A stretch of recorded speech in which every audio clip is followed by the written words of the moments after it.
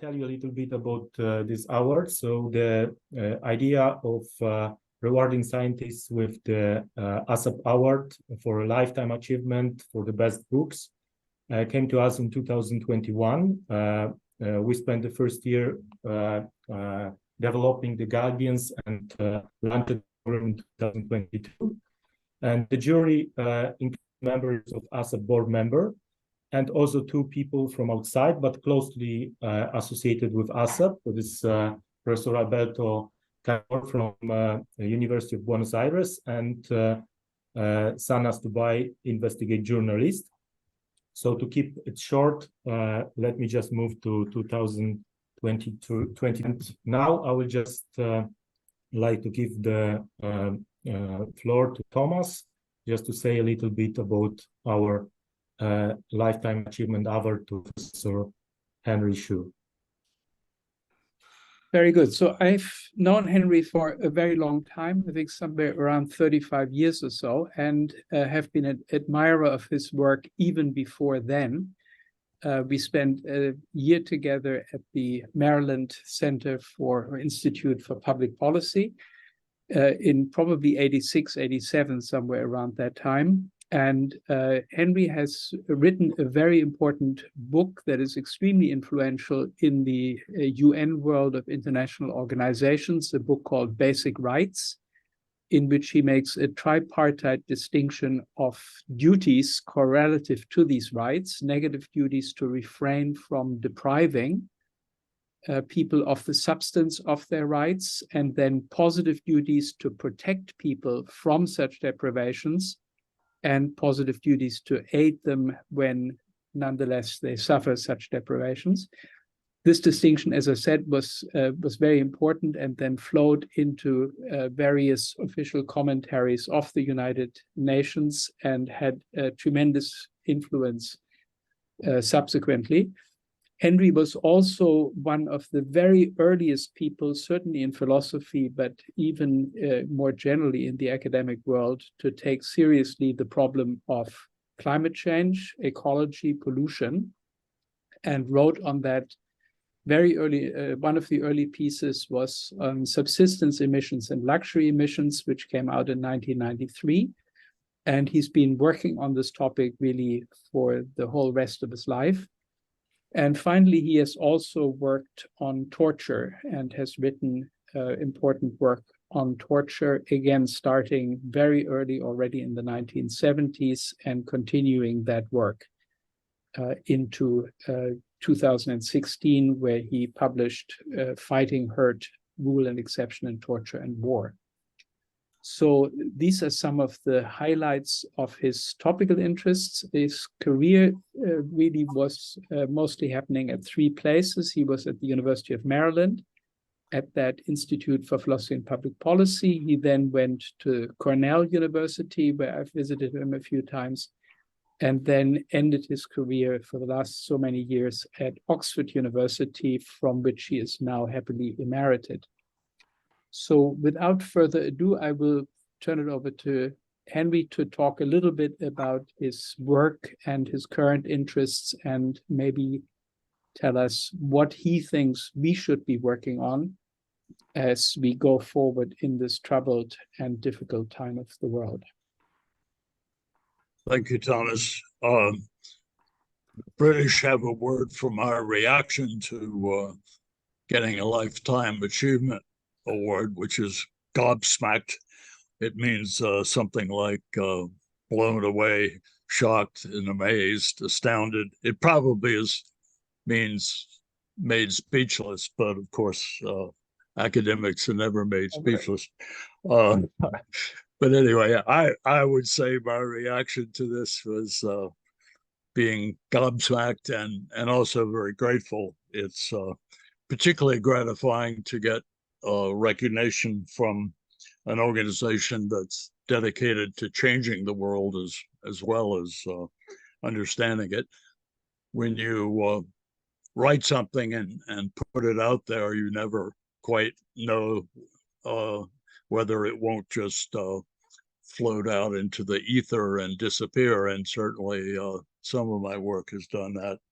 So it is gratifying if some other work has been noticed by some people, especially some people of action, like the people of ASAP, and I hope it's been useful in their efforts. I'm invited to say a little bit about our current situation. I think what I'm going to say is probably pretty closely related to what I suspect Darrel Moellendorf will say, but that's because we do agree that one powerful driver of poverty now and increasingly in future generations is climate change.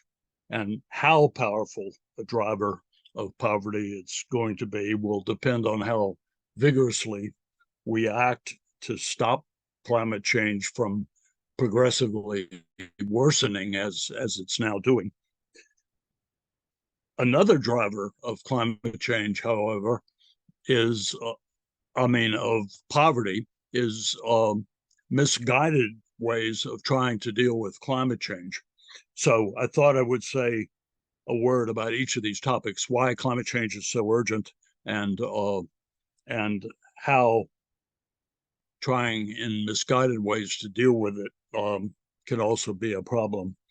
Thomas, you should wave a flag or something when if my time is up before I wind down. So how urgent is climate change? Action on climate change. It's as urgent as anything possibly can be. Action is required right now. Many people think of climate change as a long-term problem, something to be worked on over the decades. That was true 30 years ago, but much of the last 30 years has been wasted. Emissions have gotten higher every single year, except for the first year of the COVID pandemic, 2020. Why is action so urgent? Let me quickly allude to three reasons. The first is that now the possible damage from climate change is unlimited. There is no cap on how bad things can become, because as long as we keep adding carbon emissions to the atmosphere, climate change will become worse. Reducing the rate of emissions does not do the trick. The entire flow of carbon emissions has to be stopped. It's total accumulation that matters. Accumulation grows as long as emissions flow. And some of the worst causes of poverty will be damage and disruption to agriculture and crops from weather, storms, droughts, floods, changes in rain patterns, changes in growing seasons. Second reason action to slow climate change is so urgent is fairness to future generations. Whatever happens, the poor of the future are going to face more threats from climate change than the poor of the present do, because climate change is getting worse. So it would be particularly cruel if we failed to take actions and left action to future generations, when, if we took them, we could actually prevent them facing problems that they will otherwise face. And this is especially true of what is the third reason for urgency: the presence of tipping points in the climate system. The climate system is not linear. There are thresholds. And when it passes a threshold, there can be a system change that's irreversible and self-perpetuating. And we know that some such tipping points are very near. In fact, it's quite possible we've passed some already. But in any case, we should try hard not to pass any more. Now, let me just mention some ways to go wrong in dealing with climate change, ways that make poverty worse. Dealing with poverty and dealing with climate change are not two separate problems with good solutions that compete with each other so that we have to choose between them. Attempts to deal with poverty that ignore climate change by, for example, bringing the poor electricity by building methane gas burning electricity generating plants, as Bangladesh has been doing, instead of moving beyond fossil fuel to renewable energy sources, is self-defeating. The gas burning plants are going to have to be replaced soon, even if they're built, so it's better not to build them, and instead to, for example, install solar power, which is in any case much cheaper than the liquefied natural gas, which Bangladesh would have to import in competition with European countries who are also trying to import it as part of their effort to get away from buying gas from Russia. So why is it better for Bangladesh to go straight to non-fossil fuels like solar rather than building these gas burning plants? First, it's cheaper right now, cheaper. Second, the source of the energy is not controlled by some other power, and it doesn't have to be bought in competition with richer countries. But third, and most important, we simply don't have time to go through a transition where we first go to a better, so-called better fossil fuel like gas, and then get entirely away from fossil fuels. There's time left only to go straight away from the fossil fuels. Second example of getting things wrong that probably people are quite familiar with can be biofuels, such as the corn grown in the American Midwest.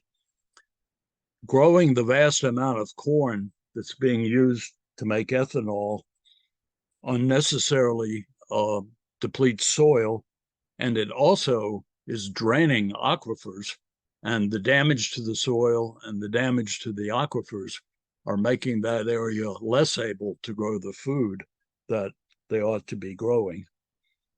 Renewables, of course, are much better because they can either be constructed, like if you're constructing a field of solar panels on land that wouldn't be good for growing food, or in some cases can be co-located with the solar panels. There are things that can be grown under and around the solar panels.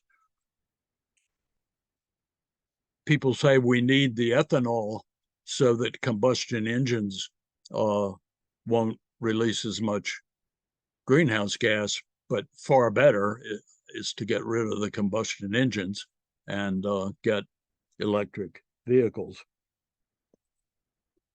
Third example of getting it wrong is happening in Indonesia now. The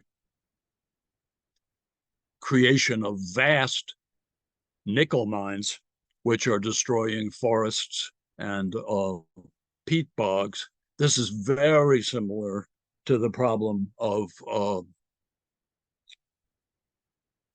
palm oil, where people thought palm oil would be a good idea, but to grow the palm oil, forests and peatlands were disrupted.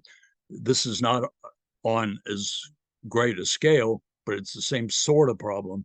And the answer, once again, is you have to have, well, never mind, once again, that palm oil is a somewhat different story. In this case, the answer is to have two thoughts in your mind at the same time. Mine the nickel, but also protect as much as possible of the forest and peatland so that the destruction of the carbon sinks doesn't drive worse carbon change, worse climate change, while we're trying also to drive less climate change by getting the materials for electric vehicles. And finally, I should wind up, but just one more quick example. Because we've done so badly in dealing with climate change, we're certainly going to need carbon dioxide removal. That is, we're already putting much more carbon dioxide into the atmosphere than can stay there. One way of removing it is something called BECCS, bioenergy carbon capture and storage, where you grow biological material, use it for combustion, which will generate energy, but capture the emissions and do something to sequester them, like put them underground. Now, we are surely going to have to do some carbon dioxide removal, but it's important to see that it's second best, because although we can get the carbon dioxide out of the atmosphere, while it's there, it's doing damage. But the other great weakness of carbon dioxide, in particular of BECCS as a form of carbon dioxide removal, of course, is it takes huge amount of land and water, which means it competes with food. Okay, so that's enough about what's on my mind, I think. I thank you for honoring my work. I certainly commend ASAP for its work, and I wish you well. Much, Professor Henry Shue, about your short but very important lecture. Now we can move to the best book award for Monograph to Professor Darrel Moellendorf for Mobilizing Hope, Climate Change and Global Poverty, published by Oxford University Press. I must say that I really like this book, especially the part with hope makers. Okay, so please, Professor Darrel Moellendorf, the floor is yours. Thank you, Michael. First of all, let me just say how honored and delighted I am to receive this prize, and particularly to receive the prize from Academic Stands Against Poverty and the Global Justice Program at Yale University, which is a really, I think, a leading intellectual force in trying to bring awareness to the problem and the injustice of poverty globally. And also in the presence both of Thomas and Henry, who are really the giants in the field. And when I first came to work in global justice at the end of the 90s, these were two of the most important figures writing in the field, and two people who were especially inspirational to me. So it's really delightful to be here and to be honored in the presence of them and to be honored by this organization. So I couldn't be more happy to be here. So I thought, since the prize was about the book, that I would say a few words about the book. I would give a summary of some of the themes of the book, and some of this is very familiar territory. As Henry said, he and I agree about quite a lot, and I've learned quite a lot from Henry about the problems of climate change and climate justice. So there's significant overlap in some of these areas. But the book is an attempt to highlight what I call the moral connections between climate change and global poverty, and it's also an attempt to highlight the importance of developing a politics of hope for climate change. So both of those things are woven through the book, and I'm going to talk about both of them in this presentation. Okay, that seems to be the last page that I'm on. Okay, I've made a mistake here. Sorry, my bad. Here, let me just go to the first page so I actually advance the screen.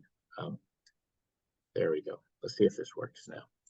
Yeah, so there in the book, it contains sort of three theoretical points at which I try to link link climate change with global poverty. And the first has to do with the development or the defense of something that I call the anti-poverty principle. And the anti-poverty principle is a principle for identifying when climate change is dangerous. So there's been, over the last 20 years or so, less so now than maybe 5 or 10 years ago, this major effort on the part of world leaders to talk about or to try to understand when climate change becomes dangerous. There are panels of natural scientists that were gathered that were supposed to give advice to world leaders about the point at which climate change becomes dangerous.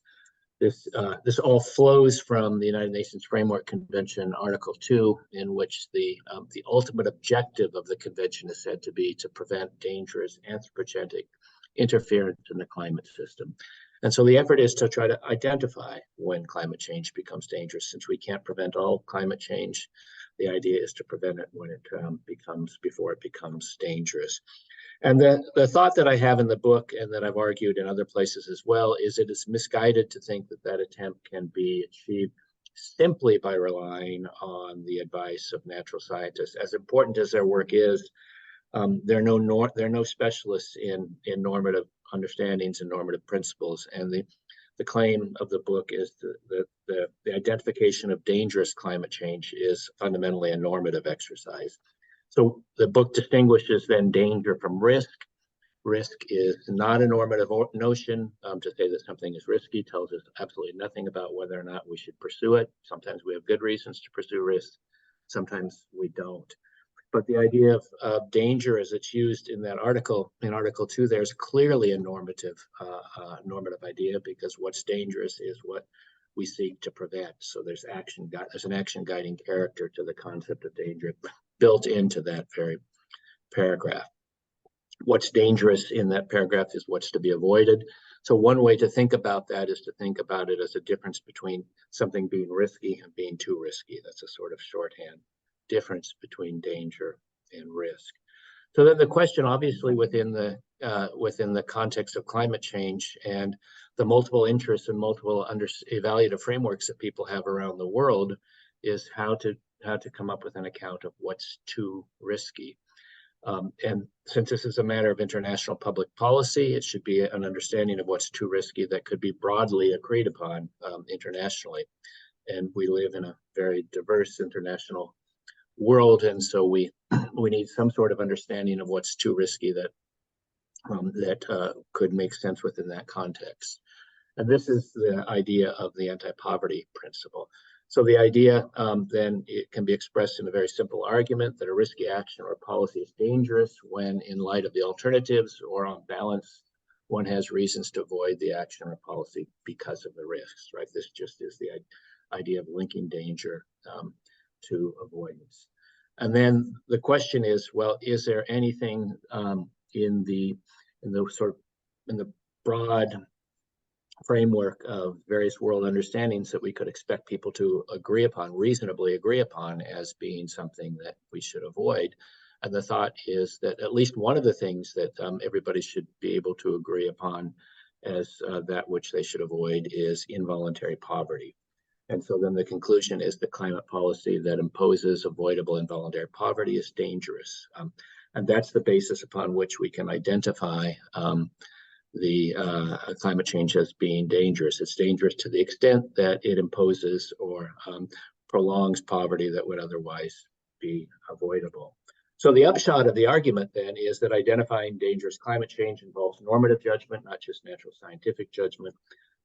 That a sufficient condition, maybe not the only condition, there's certainly maybe others, but a sufficient condition for that is prolonging or imposing otherwise avoidable poverty. So that's one sort of central core argument of the book. And the thought is that that normativity appears at a very early stage in our analysis of climate change. Even before we begin to talk about principles of justice, right? There's this normative consideration of identifying when climate change becomes dangerous.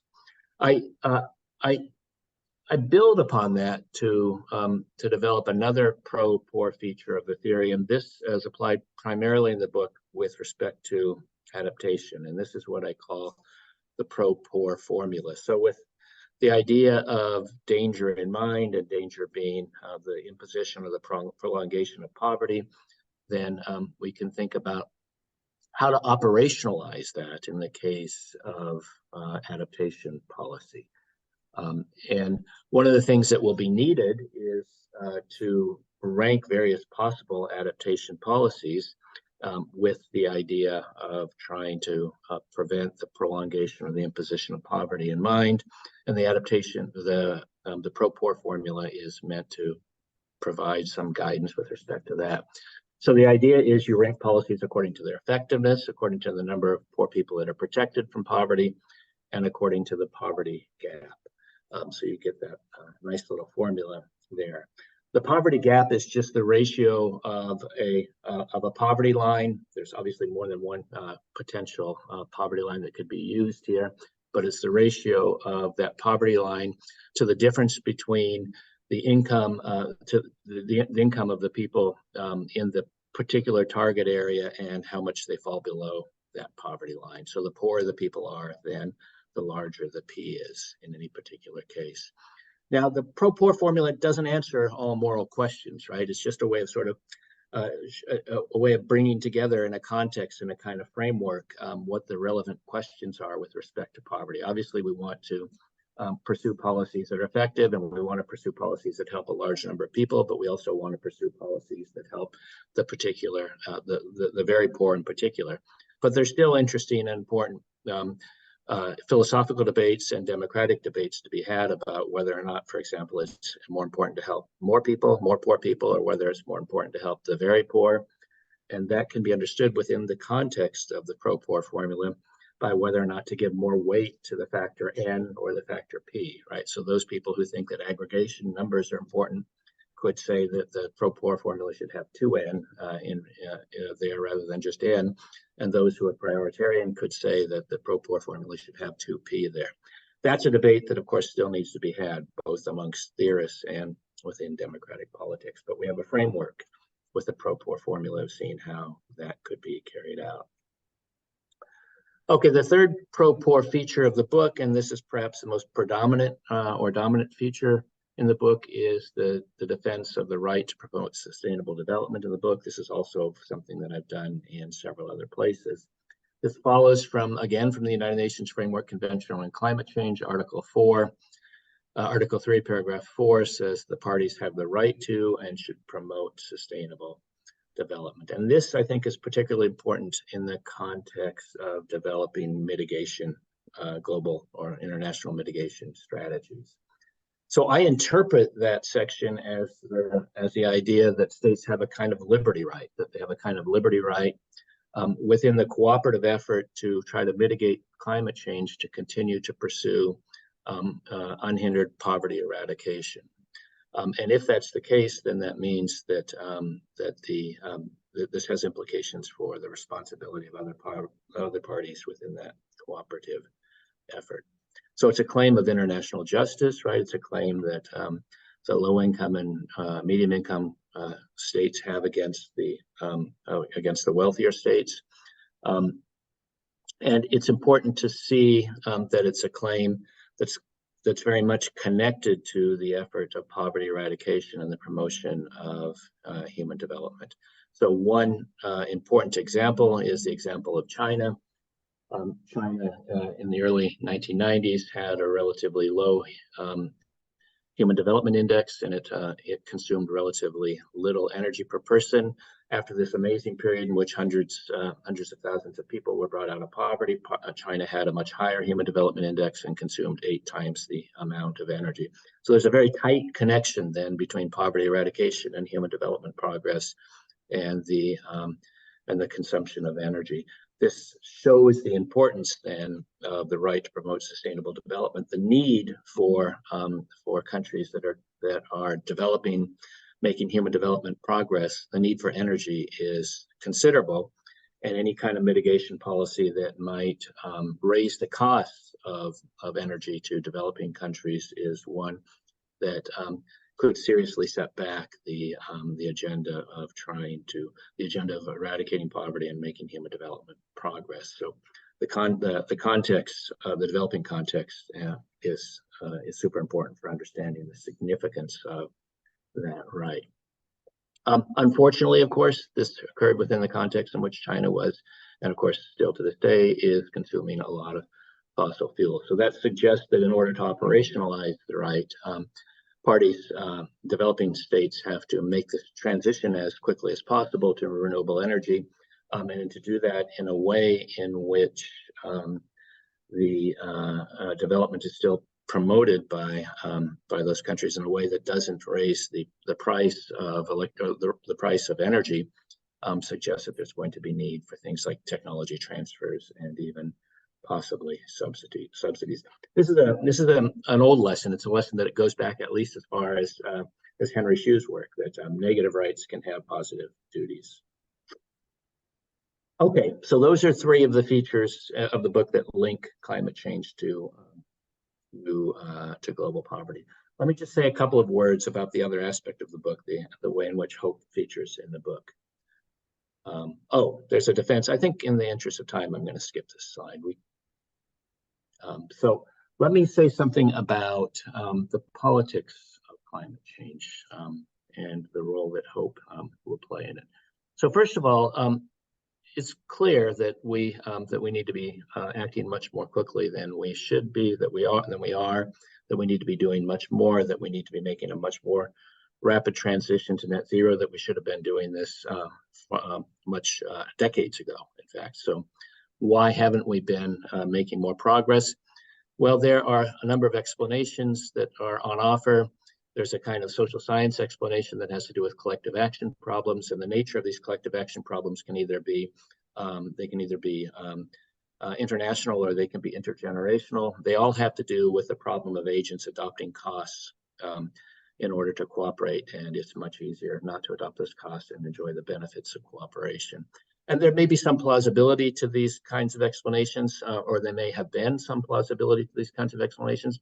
They're much less plausible as an explanation of the problem now, because the costs, as Henry noted in his presentation, just aren't there any longer. That in many cases it's just much cheaper to engage in mitigation than it is to engage in, that is, to adopt renewable energy than it is to use fossil fuels. So as a primary explanation for this, for the delays in which we're engaged in, they don't seem very compelling. Moral theorists oftentimes point to other problems. They point to the problems, or what they take to be the problems of conceptual inadequacy of understanding the problems of climate change, that we use moral concepts that were developed for a very different era of humanity in which we lived together in small communities. We didn't think about our duties as being extended either geographically or in time, and that this is supposed to explain why it is that we're not making sufficient progress.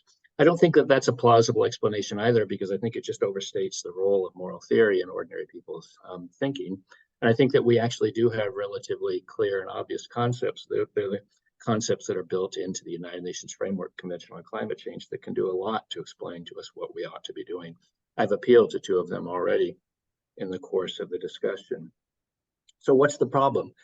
Well, I talk in the book about what I call the problems of political economy, and there are several, and they're not all identical, but I think one of the most important is the importance of the interests of the fossil fuel industry, which would stand to lose considerable amounts of money if the resources of the fossil fuels were left in the ground and not burned in order for us to keep warming well below 2 degrees and even at 1.5 degrees.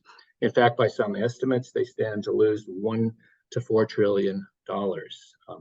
Major investments that they stand to lose, and they're doing everything that they can to protect those investments. In fact, they are influencing domestic politics in many democracies around the world. So I give examples in the book of the way in which they're doing this, that they're giving lots of money. They gave lots of money to candidates in the 113th Congress. This was during the Obama administration. And as a result, they received considerable subsidies. In fact, they gained quite a bit from the modest investment that they made. And this is fairly well documented by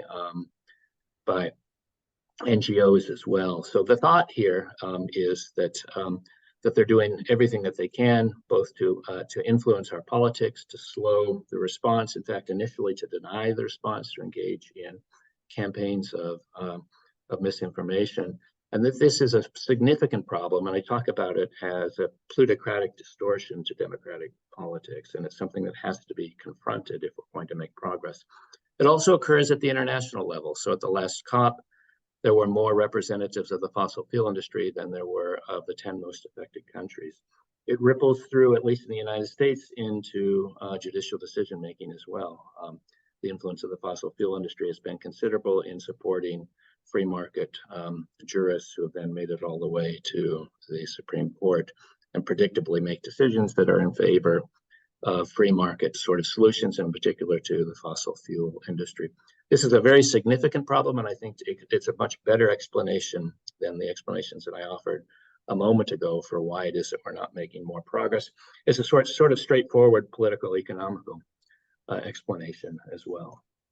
So in light of that, we need, I think, and I argue in the book, we need to develop a kind of hopeful politics that's capable of responding to and matching the influence, overcoming the influence of the fossil fuel industry. Just a word about hope. When I talk about hope, I understand it in a particular sort of way, that the concept of hope can be understood when we think about it as an attitude, that hope is the readiness to pursue or to promote an event or an action because it's a good, because it's a possible good. And that the fact that hope includes this idea, includes this readiness to pursue or to promote the action, I think is super important because it tells us that to the extent that we can foster hope, promote hope, then we can also foster and promote responses. Hope, insofar as it's thought of in this way, can be evaluated in two different ways, at least two different ways. It can be evaluated for its epistemic character. That is how likely the end is that hope is being achieved. Some ends might be too unlikely to be worthy of our hopes, and it can also be evaluated in terms of the value of the end pursued. There are some things that people hope for that are clearly things that people ought not to hope for. So when we think about a hopeful politics, then what we should be thinking about in particular are how it is that we can make the end of our politics seem likely, and how it is that we can convince people that the end of our politics are also worthy ends that should be pursued. I think in the case of the energy transition, it's easy to explain to people, and we should be doing this as much as possible, the way in which the energy transition would be good. There'd be less damage due to the various ways in which an unstable climate causes damage around the world, especially to the poor of the world. There'd be cleaner groundwater and cleaner environments generally. There'd be less international conflict. And importantly, there would be more employment. It's just the case, according to very plausible economic studies, that a renewable energy economy creates more jobs than a fossil fuel economy does. That, I think, is very important, and is something that should be stressed in order to reach out beyond a sort of narrow circle of people concerned about the environment to the broader population. So the idea that hope can be assessed in part by how reasonable or how likely the end is leads me in the book to develop this idea of what I call hope makers. And hope makers, one way to think about what hope makers are is to think about them as bits of evidence to secure or to make more likely or to confirm the end that's hoped for.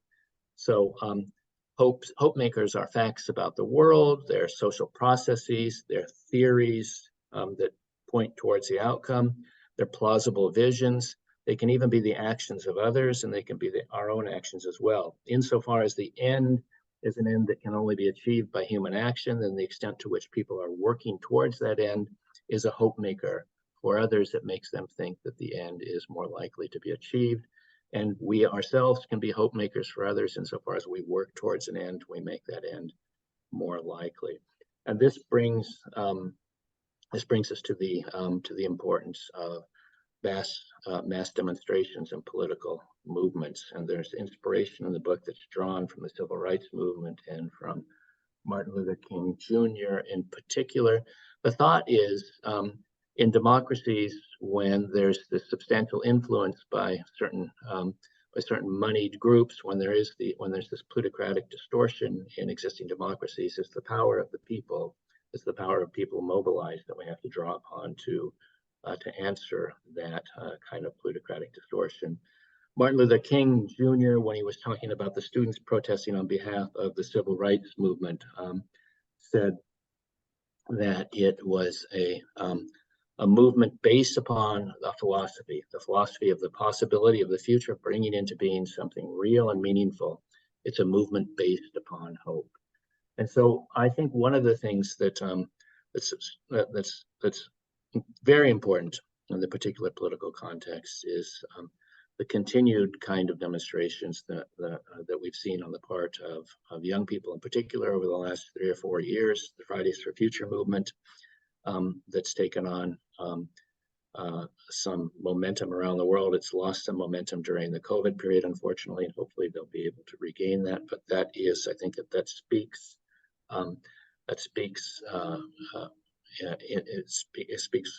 it goes in the right direction for the way that we should be responding. I think it's the most hopeful development that we've seen in recent years, and it's one that we should find ways as much as we can to support. And that takes me to the end of the book. There we have it.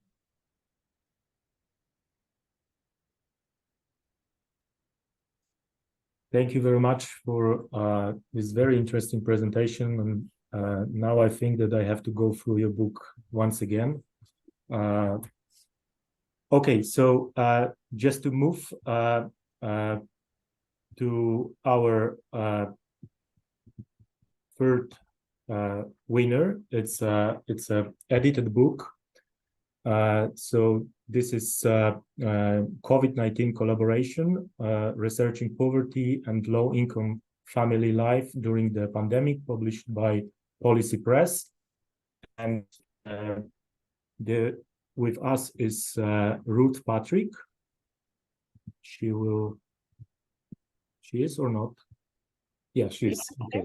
Yeah. Okay, Ruth, so the floor is yours. Congratulations, and tell us a little bit more about your work. Yeah, thank you. So thank you very much. So apologies, you all look very in your office and very kind of professional, and I am in an attic kind of kitchen that's currently being renovated. So apologies. And I also have 2 children at home, I think, currently, who may well interrupt at any point, and they generally time their screams and interruptions. Okay, yeah, for the worst times. So yes, but thank you so much for the award, and it's really great to collect it on behalf of the kind of editorial team. And it's important to say that I really wasn't the lead editor in this, so it was led very much by Kayleigh Garthwaite and at Yale University, and then colleagues Anna Tarrant, Maddy and Rosalie Warnock. And I haven't got like a big presentation or anything to share, but I thought it might just be useful to tell you a little bit about the kind of journey to the book and the kind of broader project in which it draws on. And to do that most effectively, we have to kind of go right back to the very beginnings of the COVID-19 pandemic and to how we as a group of researchers responded to that. And I think what was important to reflect on at that moment was that it was a collaboration of a group of researchers who had a very strong interest and long focus in researching poverty and trying to document and understand kind of lived experiences of poverty, primarily in a UK context, and also often adopting participatory approaches to that end. So doing work that works kind of with people with direct experience of poverty rather than research on those groups. And what struck us very immediately and kind of quite abruptly at the arrival of the pandemic was that the pandemic was, and this is self-evident now, isn't it, but the pandemic was not going to be experienced equally, and that it was very important, indeed vital, to kind of document and understand how people with a kind of first-hand experience of poverty navigated and kind of experienced the pandemic. But at that beginning stages of the pandemic, many of us were, as I am now, kind of at home and with children around, and we were kind of struggling and grappling with, well, how do we research against this context? What are the ethical parameters of doing so? And how can we do participatory research within the confines of the pandemic? But we responded to a funded call from a funder in the UK called the Nuffield Foundation, and they kindly awarded us a funding for a project which became known as the COVID Realities Project. And that actually became quite a major and a significant research project, which I led across 2 years from sort of 2020 to 22, that was developing online participatory research to sort of document people's experiences of poverty during the pandemic, and significantly to push for change. So kind of following on from the last award winner, to kind of work with and actually mobilize hope actually in that process. So kind of not only were parents and carers completing online diaries, taking part in online discussion groups, but they were part of kind of hope rooted and change-based conversations.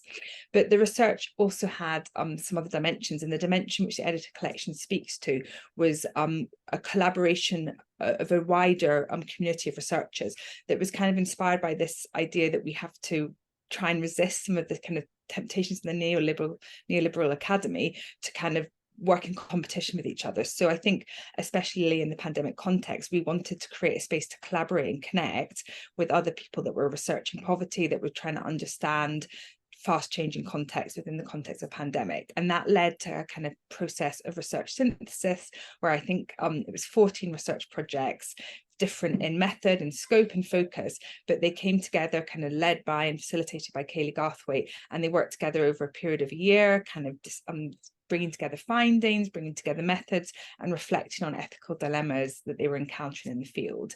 And the edited collection, which you very kindly awarded the prize to, is a testament to and speaks to that work. And really what we have in that edited collection is we have reflections from diverse research projects sharing their evidence bases, but also their methodological challenges that they kind of experienced and kind of confronted and responded to in the pandemic context. And I think what I most like about the edited collection, what I think is most value, I suppose, about it, is that it does speak to that ethos of collaboration. And I think as academics that want to stand against and challenge poverty, we do still work within a kind of an academy context, which can mediate against collaboration and can make it hard to actually join forces, to share findings, and to kind of work for the broader common good. And I think that the work we did in COVID-19 was a challenge to that, and it's nice to see it rewarded and acknowledged through this prize. So just that's it for me, and I just encourage people to engage with the COVID Realities Project. It now continues life as a new project called Changing Realities, and there's that kind of continued commitment to working directly with people who experience poverty and for pushing the change, obviously now you know, in kind of continued period of crisis within the UK, so, and globally. So thank you. Thank you very much. Thanks a lot. And I just mention one thing that even was pointed by one of our jury member, Sanas Dubai, that you have to just find some new methodology, new research methodology to results, which is, I think, very important part of the also of your work. Okay, thank you very much. And I think what I can say, I can just say that thank you that you have time to join us today, and continue your excellent work. And thank you. Thank you. Yeah, and thanks you, Michal, for the wonderful idea to inaugurate these prizes and for seeing it through to the first round for many more years to come. Hopefully, we will create a gallery of the people who do excellent work in this poverty-related field. Yeah, thank you, Thomas. So thank you, Henry. Thank you, Darrel. Thank you, Ruth, for your work, and huge congratulations. Thank you very much. Thanks. Bye-bye. Thanks. Bye.